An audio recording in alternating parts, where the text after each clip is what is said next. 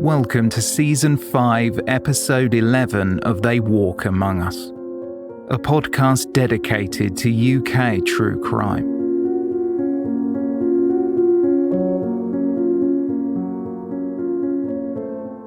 This episode contains distressing themes and descriptions of violence. This podcast is intended for a mature audience. Listener caution is advised.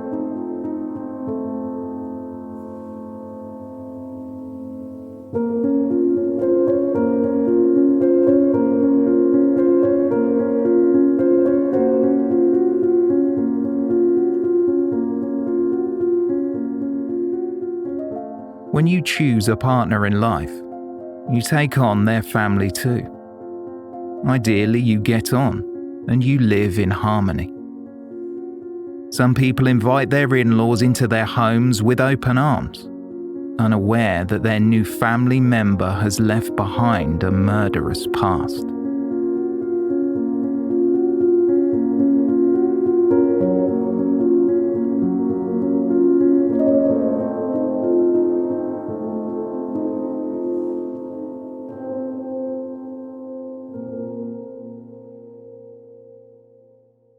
Styllou Christofi was born in Cyprus during 1900, at a time when the country, an island in the eastern Mediterranean, was a dependent territory of Britain. Although a paper trail cannot be found, it is reported Styllou was married at 14, not unusual for the small village where she lived, nor was it rare during that period. She did not receive an education, and Styllou Christofi remained illiterate her entire life. Her husband was known to be one of the poorest men in the village. He owned a small olive grove where Styllou worked. In spite of the physical demands of the job, the financial rewards were small, and they scrimped by.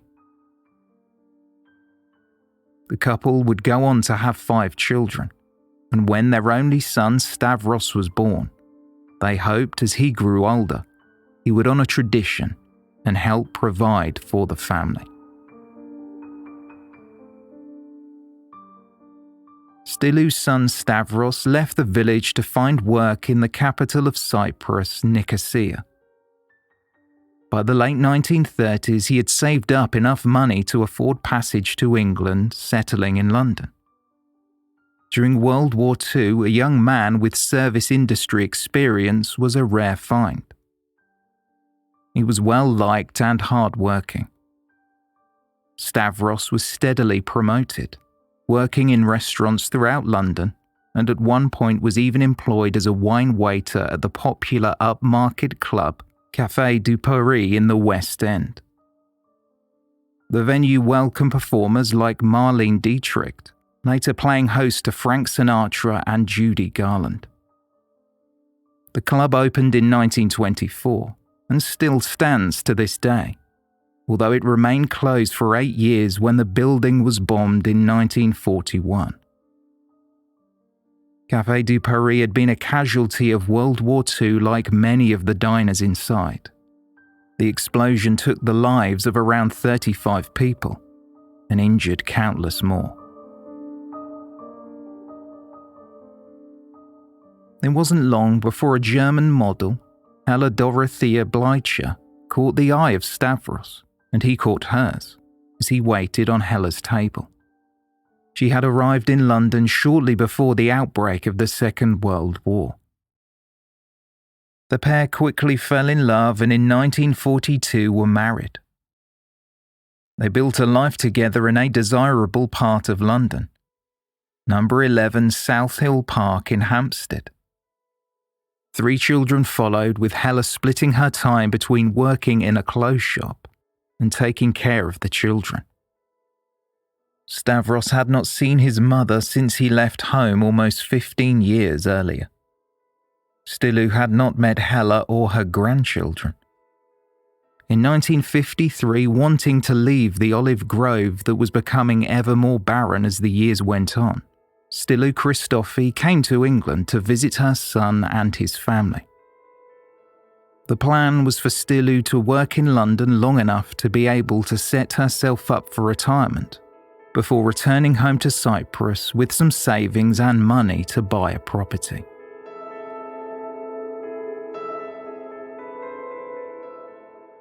Styllou moved into the couple's flat, already a cosy fit with 5 occupants.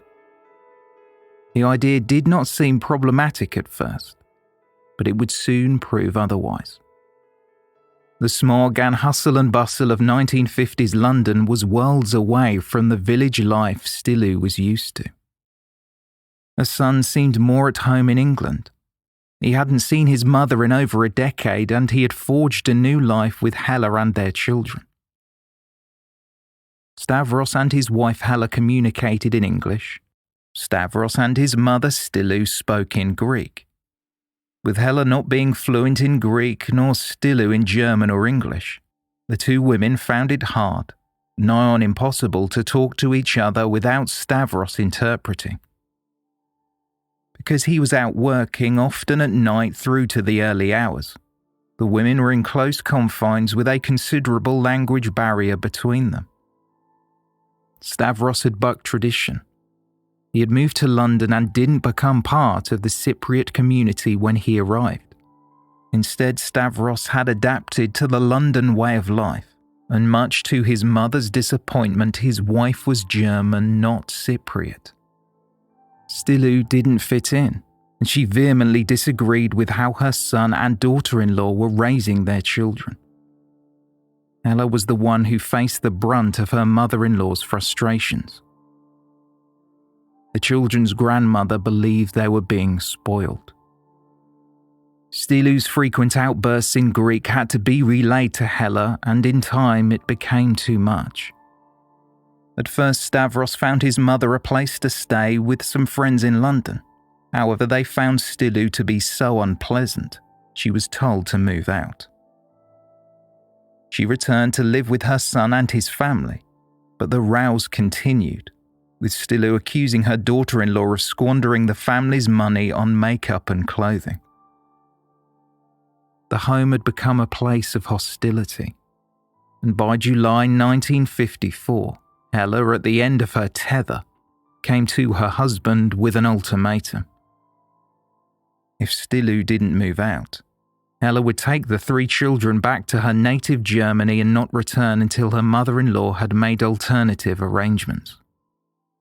In such close quarters, the flat afforded little privacy, and Styllou could easily eavesdrop on the conversation. She had been living at the property for around 11 months. By this time, she had picked up just enough English to decipher the gist of the conversation. The word Germany in Greek is said Germania, close enough to the English pronunciation. From her son's tone, it was easy to gather he was taking the side of his wife and children. Perhaps Styllou felt her son was going to leave his past and his mother behind. That evening, Styllou and Hella were left alone. It was around 8:30 p.m. Stavros had gone to work, and the children were asleep in bed.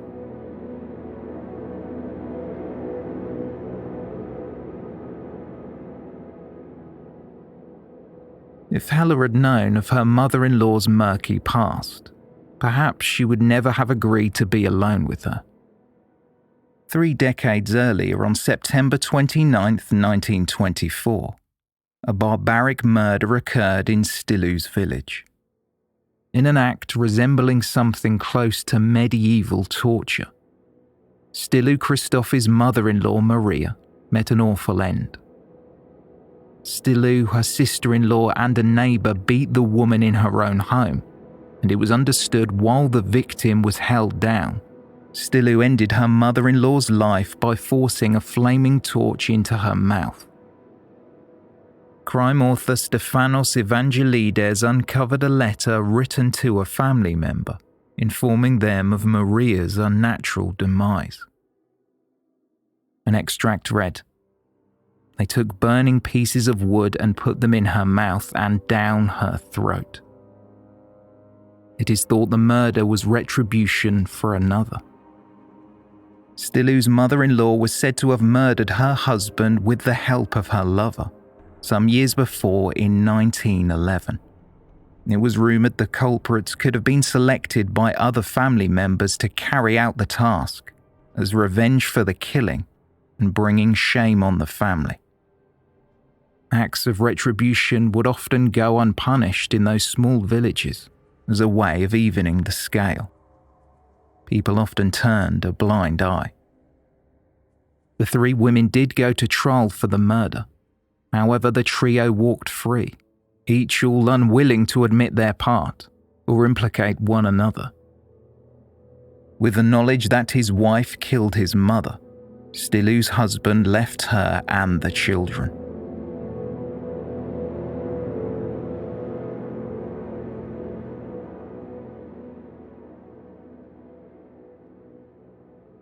On July 29, 1954, like almost every other night since she had moved to London, Styllou was alone with Hella.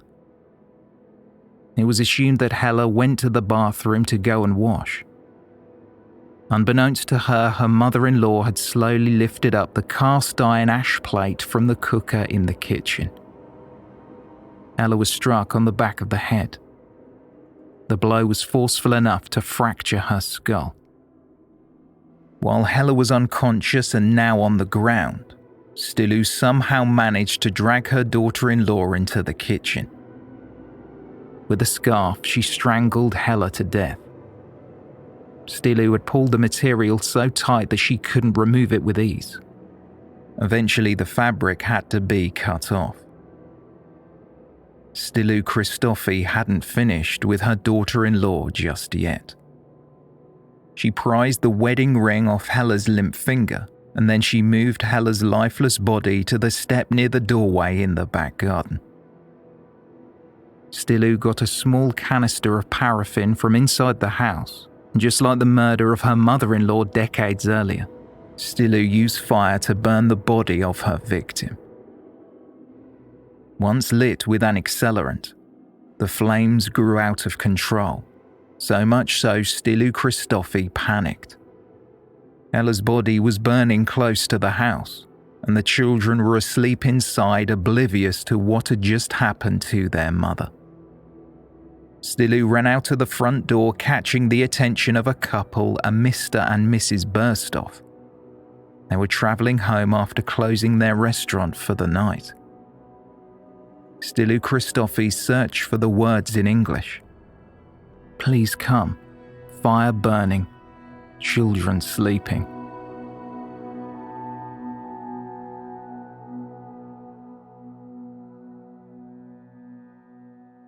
Moments earlier, a neighbour to Stavros and his wife Hella, John Young, witnessed the fire being lit. Still, he never comprehended that it was a human body being burned. Young, who lived a couple of doors down, was passing the fenced-off garden near midnight to take his dog for one last bathroom break before bed. Plumes of smoke circled above the terrace, and an odour of wax permeated Young's nostrils. As he approached the fence, he peered through and saw the person he knew to be Stavros Christofi's mother, Styllou. She was crouching down, stoking a fire. Young thought this odd given the late hour. From his viewpoint, he could see newspapers and what appeared to be, in the late evening's dim light, either a tailor's dummy or, from the scent, a wax mannequin. He could see it only from the thighs down. He later said, the arms were raised back and bent at the elbow, like some of the models you see in shop windows. Not thinking anything was wrong, and Styllou was just burning some unwanted items, John Young returned home after walking his dog.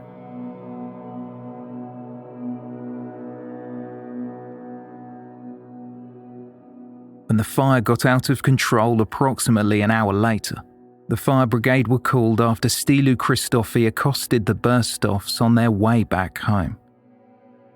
They saw the fire and sought to contact the fire brigade. The flames had not been ferocious enough to dispose of Hella's body. She was only partially burned, but covered in blood. Confronted with the unpleasant sight of a human on a small bonfire, upon arrival a fireman immediately contacted the police, as undoubtedly whoever was dead had met their end at the hands of someone else. The ground floor flat was now a murder scene, and evidence was gathered from police officers and a pathologist.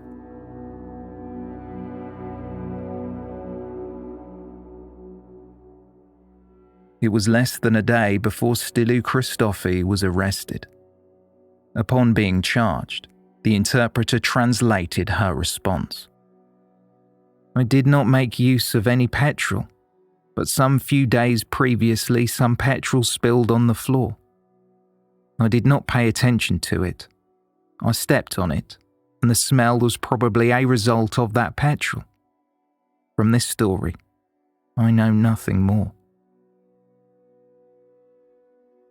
Styllou denied killing Hella and told the police she had seen two men in suits running away minutes before she discovered her daughter-in-law was overcome by the flames. During the search of the Christofis' home, a curious object was found in Styllou's room. Behind an ornament on a chest of drawers was something wrapped in tissue. It was Hella's wedding ring. When police questioned Styllou about the discovery, she said she had found it in the house and simply assumed it was a curtain ring. However, when he spoke with detectives, Stavros contradicted this by telling officers that his wife's ring was a tight-fitting band. It would not simply slide off.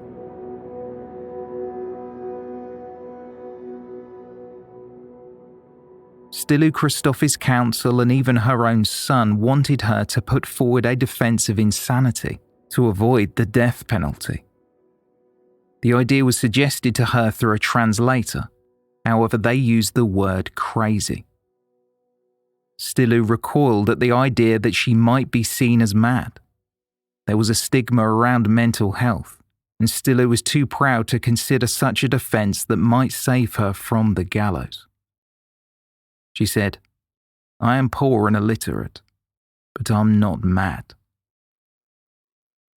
5 days later, on August 5th, Styllou Christofi appeared at a court hearing to face a charge of murder. Her barrister, Mr. Rustomji, told the judge, "I appear for this poor unfortunate illiterate woman who is a stranger in our midst. She is a native of Cyprus. We would like the hearing fixed as soon as possible so that she can be relieved of all anxiety and suspense." Rustomji also put forward a request for legal aid, as his client had no means to pay for legal services. He said, "My instructions are that the grandmother is destitute and has no resources at all. She is a stranger in a strange country." The application was granted.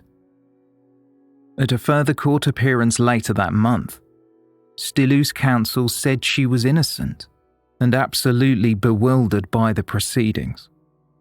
However, some evidence was put forward by a director of the Metropolitan Police Laboratory.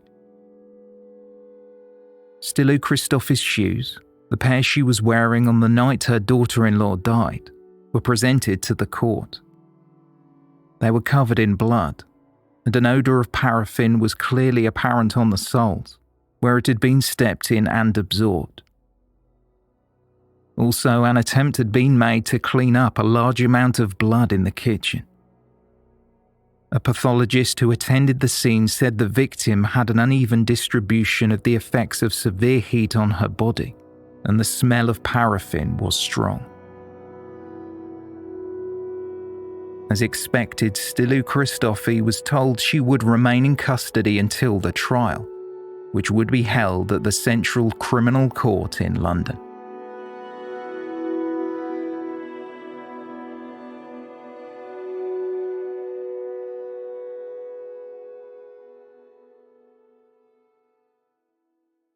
The trial started in late October and was short for such a violent murder, and only a few days. Styllou Christofi told the court he had returned home to the flat as the police were there. He later found out his 36-year-old wife Hella had been murdered by his mother. Styllou said there was a conflict between the two women, and he was hoping to give his mother enough money to be able to comfortably move back to Cyprus. He felt that the winter in the UK would be bad for her health. She would be more comfortable living in a warmer climate.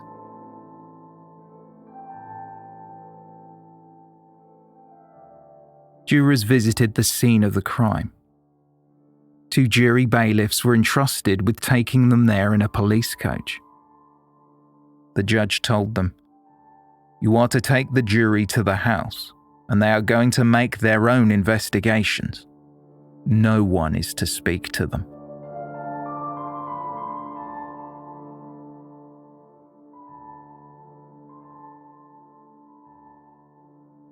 The evidence was stacked against the defendant. There was Hella's wedding ring, hidden in Styllou's room wrapped in tissue. And the neighbour John Young witnessed Styllou stoking the fire, burning what he thought at the time was some sort of mannequin. He told the court, "I couldn't see the head, but the legs were pointing out." Young relayed what he did after looking through a gap in the fence. "I left after I saw somebody I recognised. I thought all was in order, and I returned to my house."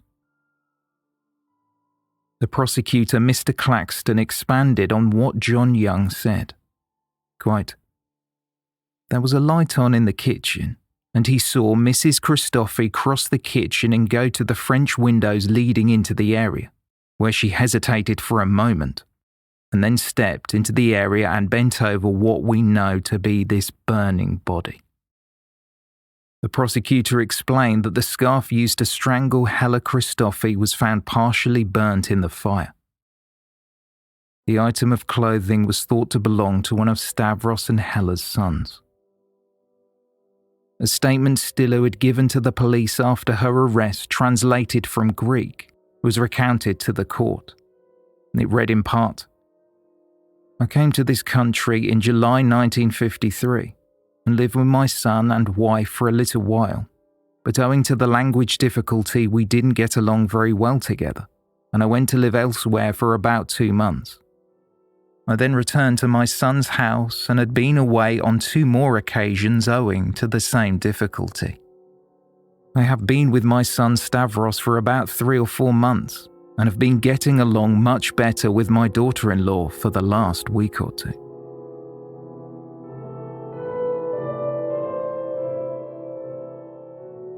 Styllou Christofi's testimony was translated. She denied the murder of her daughter-in-law Hella and said that night she was only alerted to something being wrong when she saw flames in the back garden. Styllou said she had been in bed up to this point. She claimed that Hella had said she was going to stay up to wash some clothes.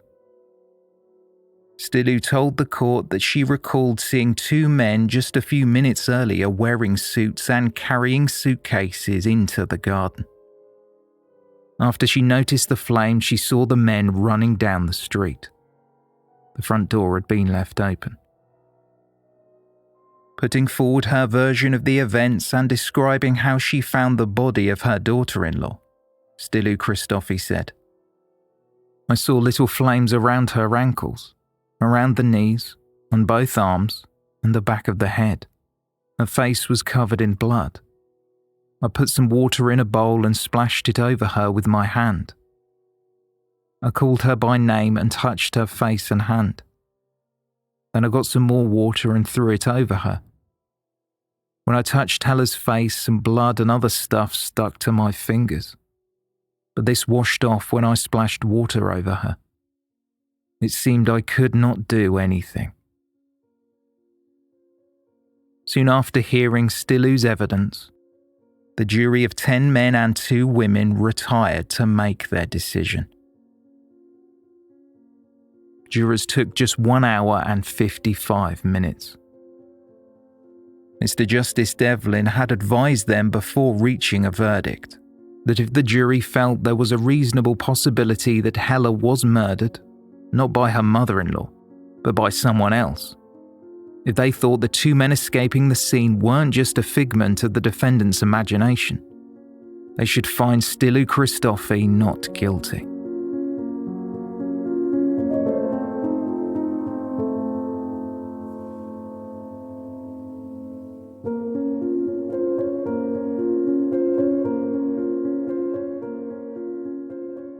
Styllou was of an age where she had lived through 2 world wars and the Spanish flu, even avoiding the death penalty for the murder of her mother-in-law.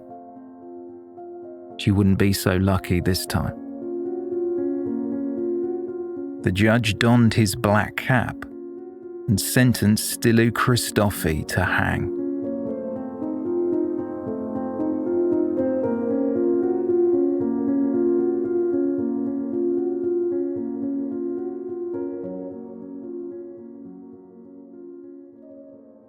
A date for the execution was set for December 15th. Enough time for a group of 10 MPs to petition the decision to send a woman to the gallows. They believe Styllou Christofi was not of sound mind when she committed the murder. A medical report dated October 5th, 1954 from a Dr. Thomas Christie at Holloway Prison where Styllou was incarcerated before the trial said that she was so deranged she did not know what she was doing when she strangled her daughter-in-law.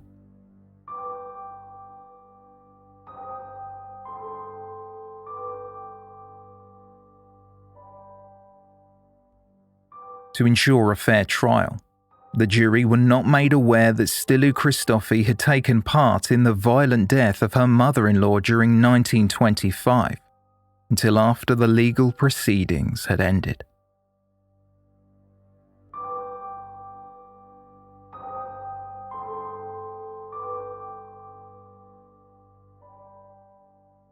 Styllou put forward an appeal against her conviction.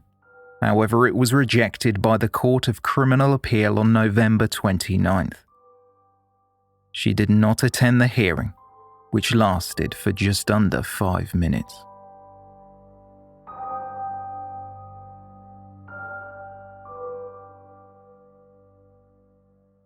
Styllou Christofi, prisoner 8034, was to be hanged at Holloway Prison on December 15, 1954. The second to last woman to be sentenced to death by hanging in the UK. The executioner was to be Albert Pierpoint. Pierpoint was a famous, if not notorious, chief executioner. In the years since World War II, he was in high demand. Pierpoint even travelled to countries in Europe to execute war criminals. Although an exact figure has never been ascertained, it is believed Albert Pierpoint hung up to 600 people. These included Rillington Place murderer John Christie and the acid bath killer John Haig.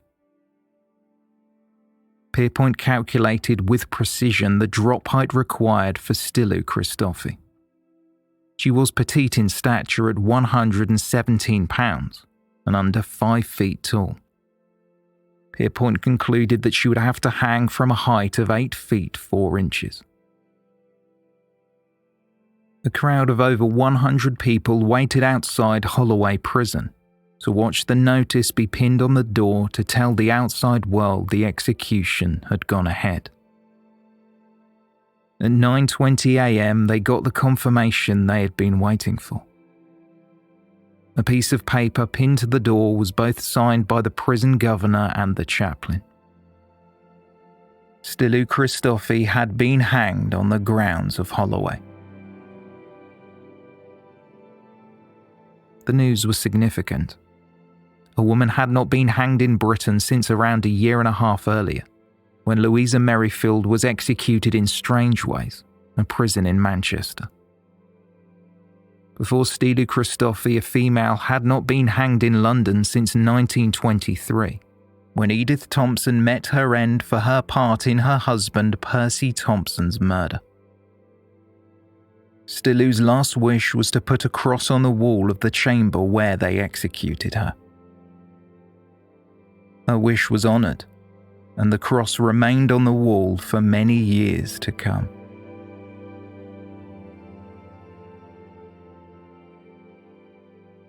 The MPs that were against the hanging of Styllou Christofi because they believed she was, quote, insane, wrote to the Home Secretary the day after her death to voice their profound disquiet that the execution was not stopped.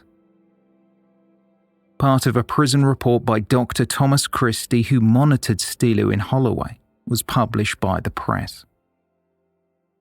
It read, "The clinical picture is that of a non-systematized delusional mental disorder.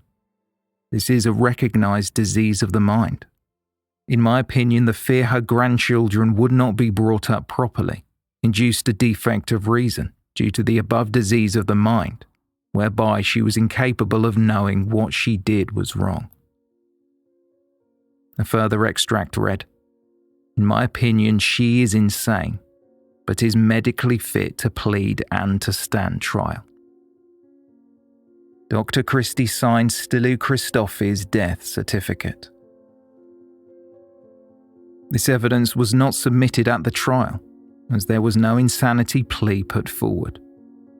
The jury were unaware of its existence.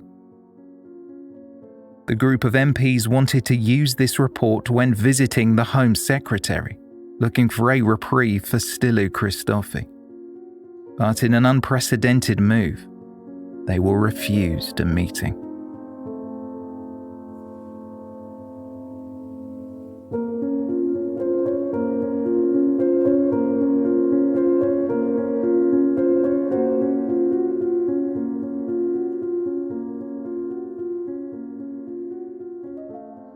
So where are we now? In the early 1970s, Holloway Prison underwent an extensive redevelopment. The bodies of all women executed on the grounds were exhumed. With the remains of 4 other women, Styllou Christofi's body was consequently reburied in a single plot which remained unmarked for over 2 decades, before a grey granite memorial was placed in Brookwood Cemetery, Surrey, a single grave marking the memory of the 4 women buried there. A 5th woman, Ruth Ellis, was buried elsewhere due to her notoriety. Both Styllou Christofi and Ruth Ellis were hanged at Holloway. It was likely the last thing Ruth Ellis saw was the cross that Styllou had asked to be placed on the wall before she died. That was not the only sad similarity between the last 2 women to be hung in England. Ruth Ellis, who shot and killed her lover David Blackley outside a pub, did so at the Magdala, which is located on South Hill Park in Hampstead, the same street where Styllou Christofi had killed her daughter-in-law 6 months earlier. The Magdala pub has since closed, but as recently as 2019, there were reportedly plans to reopen it.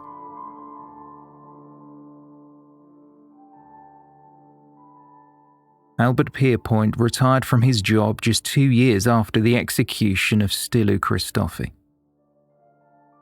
His compelling yet macabre career kept the interest of the public, and in 2005 Timothy Spall took the title role of Pierpoint in a film based on his life. Numerous books and documentaries were made about him, and in 2019 a unique lot of items belonging to the late hangman were put up for auction, including a plaster cast made of his hands and face. An unnamed buyer spent £20,000 on Pierpoint's small leather journal, listing the names, ages, weights and calculations of the convicted people he executed.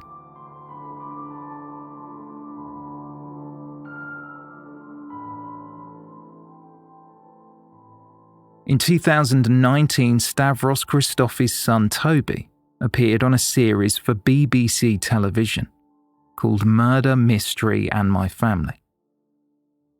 He had questions about what actually happened to his grandmother, whether her trial was fair, and if she was guilty. He had grave concerns about the bias in the press. The investigation and subsequent court proceedings were impaired by the language barrier, and there were questions surrounding his grandmother's refusal to submit an insanity plea.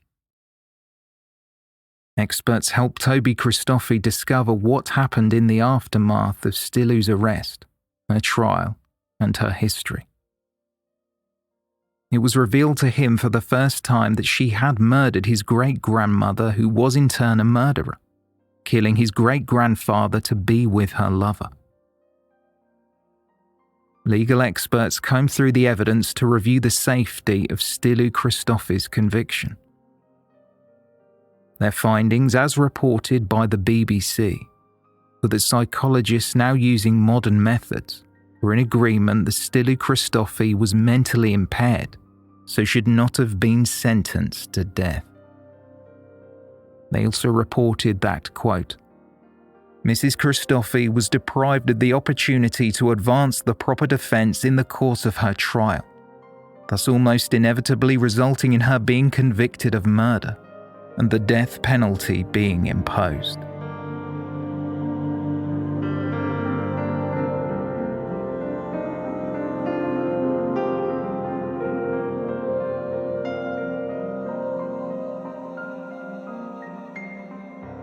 Thank you for listening, and a special thanks to everyone who supports us on Patreon. For more information on this episode, please see the show notes or visit our website, theywalkamonguspodcast.com.